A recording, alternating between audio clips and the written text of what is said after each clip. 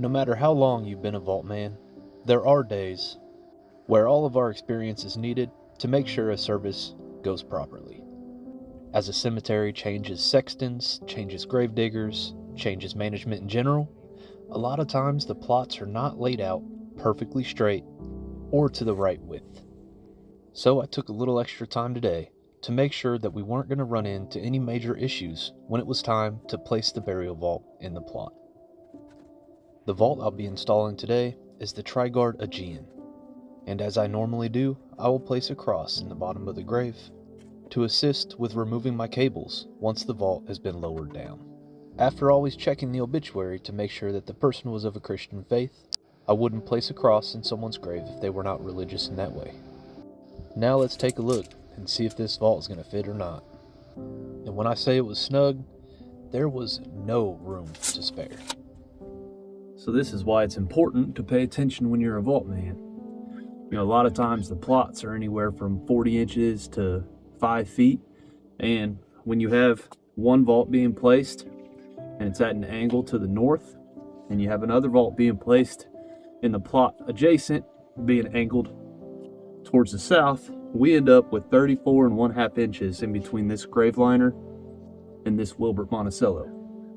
Now, one thing I can tell that's hard to show when I first seal a vault is part of the sealing process occurs when the grave is being backfilled. Now these vaults have a butyl adhesive seal in the groove of the lid, and when the base is raised up into the lid, the interior liner on the base goes into the seal of the groove of the lid, displacing the seal around the lip of the base. Now once you add that backfilled dirt, you get a lot more pressure on the lid, which presses down on that seal, expanding it even farther. So today's conundrum, making sure we can fit a 34-inch wide vault in a 34.5-inch grave in between these two stones. With that being said, as a precaution, I think what I'm going to do today is set up my aluminum boards on my platform as I normally would, set my vault down on some aluminum boards right over the grave, and then go ahead and use the winch on the buggy to go ahead and lower the vault base all the way into the grave. Now, my harness adds an extra 1/2 inch on each side of the vault, so my vault in turn is going to be 35 inches wide. Now, if I see that the base clears and will end up clearing all the way down, I'll go ahead and swing the burial vault, because using my cables from each end, I won't have that excess width on the sides. So, on a day like today, we really do what we can do, and if all else fails and this vault does not fit, we'll have to disinter one of these burial vaults or this grave liner and slide it over into its position where it should go. Now, I'm crossing my fingers that that doesn't happen and that this service can go on as it should. So let's get to work. And before I arrived here today, the Gravedigger did do a really good job making sure he excavated as much as he could around that grave liner and around that burial vault, and also sending us measurements to make sure that we would have the right size vault for the grave in question. Now luckily, this Trigard vault was the exact width as it's supposed to be, and it did fit nice and snug. Throughout the rest of this video, I will stop a few times and mention a few things, speaking about pre-installed grave liners, pre-installed burial vaults, and other topics of conversation, including the way that we use our lowering device and so on. So stay tuned for some more information. Take care, and God bless.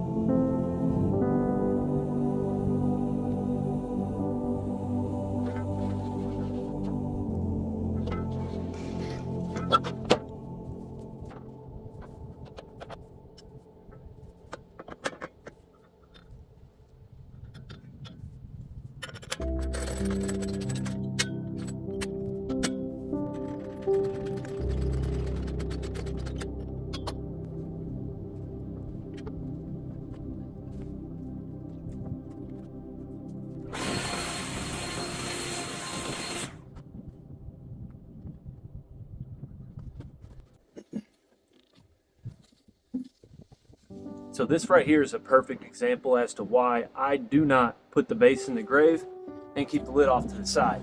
Now I only set this down with the lid on it on boards for 2 minutes earlier to make sure this vault would fit into the grave in between two other vaults. Just by setting it down at the bottom, there's dirt from rubbing on the sides all over where the seal is going to be placed. That's the primary reason why we don't set the base in the grave, to make sure that the seal is installed properly above ground with nothing in the way, and also why we don't mess with pre-installed burial vaults in any way, shape, or form. There's a lot of virality with pre-installed burial vaults having the cover pulled off before a service. Gravedigger's digging up the soil above the lid is pulled off, and it's chock full of water all the way to the top sometimes. Now that being said, those burial vaults are not installed with a seal. It's just concrete on concrete, metal on metal, fiberglass on fiberglass. There's no seal there. Water can run right in. This butyl adhesive seal, when it makes contact with the ridge on the base, it expands and covers to make sure this is air and watertight. If there's debris, dirt, grease, anything bad on the seal, you have to clean that off or it's not going to seal properly. Those videos are not videos of burial vaults that were installed correctly. They were installed as a pre-install, which means you can't seal the lid on or you'll never get it off without breaking the burial vault. So before we continue today, I'm going to make sure this liner is nice and clean and nothing is going to impede the seal once I seal this burial vault here in about 2 hours.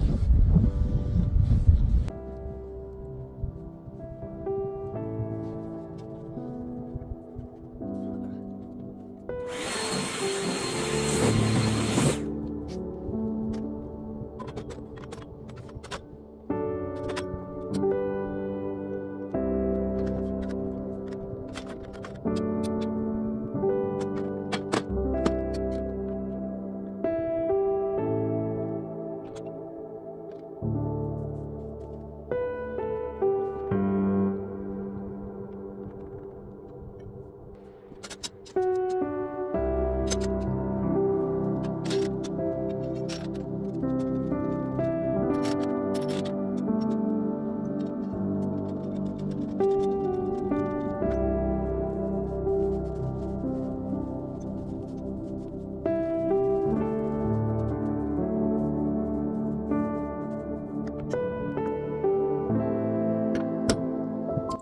that right there is a good reason to have safety bars. Apparently when I put my T-carpet in, I hit my lock. And as you can see, the pistol's just slowly lowered. If I didn't have my safety bars here, and the casket would have been placed on the lowering device already, that casket would have just slowly lowered down into the vault. That's not at all what you want to happen during a service. That's why we set them on safety bars. And if I didn't do my job correctly and the lowering device is askew ever so slightly, the casket may catch on the edge of the burial vault and flip over. So that's another reason why we like using safety bars.